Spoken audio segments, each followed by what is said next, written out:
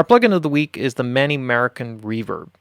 Now, the Manny Reverb is part of the signature series for the artist plugins for Waves. So there are the Eddie Kramer, there's a Chris Lord Algae, there's a Tony Maserati, and Jack Joseph Puig. And Manny American's plugins are different in that his plugins are not specific to given instruments. So all of the other ones generally are focused more on, like, this is the JJP, Jack Joseph Puig bass, and this is Jack Joseph Puig guitar, and Jack Joseph Puig keys.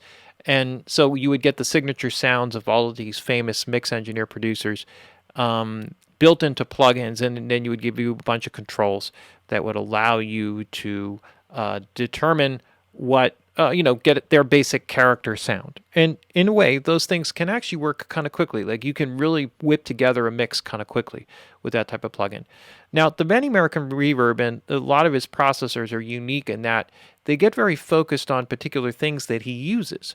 So, for example, when you open up the Manny Reverb, then what you have are some basic controls, the reverb time, right? And it starts off at 100% with the basic sound. And then you can swing it in either direction, right? So that you can go to 50%, half as long or twice as long, right? In either direction, okay? And that's the basics there. You have an input gain and an output gain, right? So you could see the normal processing controls and all that sort of stuff. And then you can select from a variety of different types. Now, this is a pretty processor-intensive plugin, and essentially what he's done is he's picked out his favorite Hall program from some unnamed reverb unit, probably digital reverb unit, and the same thing with the room and the chamber, and he's put those individual processors into this plugin so that you can select from these selected different reverbs. So it's not like they're created by Manny, there's more or less kind of his favorites.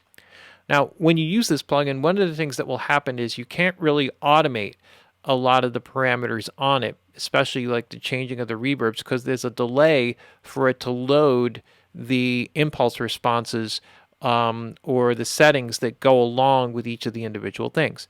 But within each of these 6 different types, you also have different sizes. So you can go small, medium, large with all of the individual plugins, which is very cool.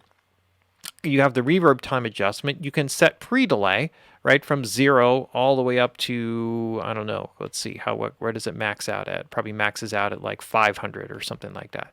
So we'll just leave it at 0. And then you have a reverb amount, right? So you can control the amount of the reverb. You've got a general tone controls for the lows, mids, and highs.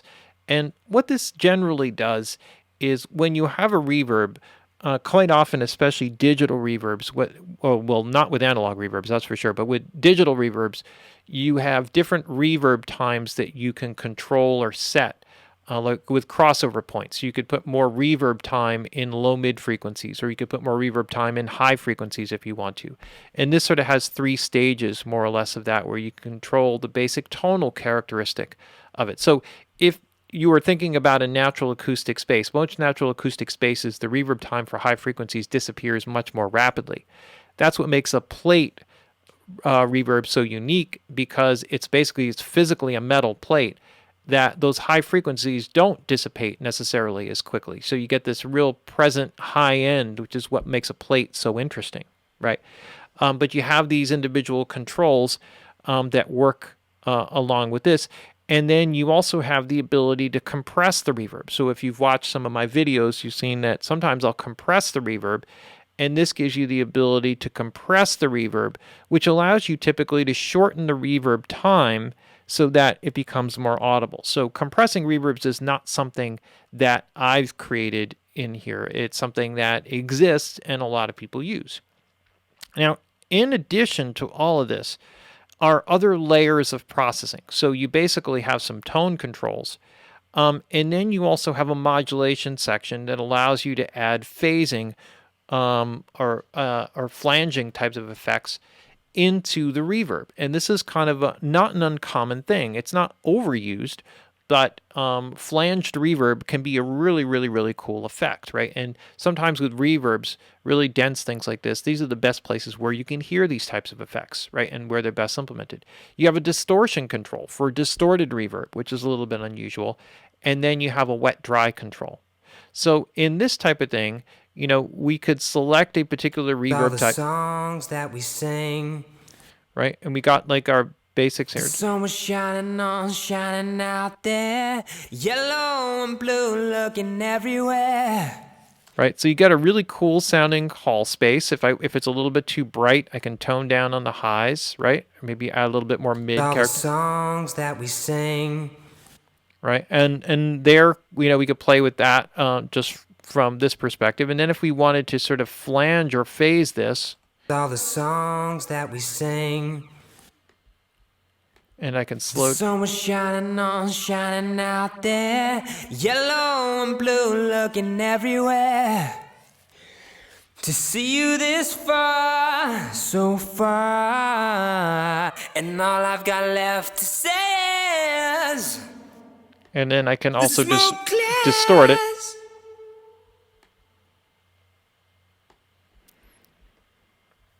the smoke clears, and you will see me. Don't really care how we faded out, how we drifted apart. You never left the special place. You were there from the start. Right, so you can hear like how you can get some kind of interesting effects by adding in the distortion and the phasing, and with the right sound and the right vibe and the right placement, all of this can actually work really well without editing my vocal to pieces here. And it actually, the reverbs that he selected here are really good.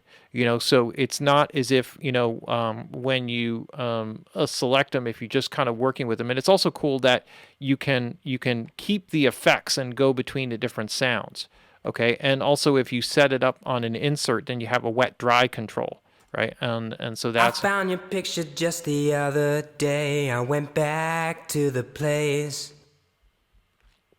so that's a really I cool walk short around play singing all with the the pre-delay. songs, all the songs that we sing. The sun was shining on, shining out there, yellow and blue looking everywhere.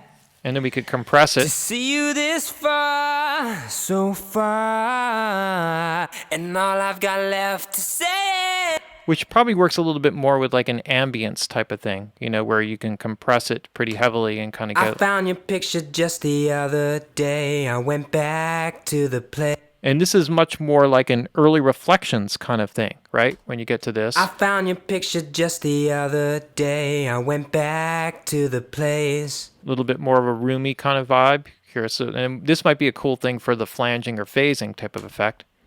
I found your picture just the other day. I went back to the place. Right, to give it a little character here. I walk around singing all the songs that we sing. The sun was shining on, shining out there, yellow and blue looking everywhere. To see you this far, so far, and all I've got left to say is I'm not sure that it really works for this song, but you could hear like how that kind of phased, flanged kind of character could give like a sound, like a real edgy kind of character to it. I found your picture just the other day. I went back to the place. So, and this is really an amount thing in terms of the phasing, not the, and then you got the rate control. But this is really a very cool plugin, like really, really high-end, high-quality reverbs and all these different characters. So it's really, really a good selection. And the small, medium, large gets you into a good place, and then you could use the time control and the reverb amount just as like a way of, getting the proper blend of all the different elements of the sound, including the early reflections, which you don't really have separate control over in this case. So that's more where bringing the reverb amount down comes into place.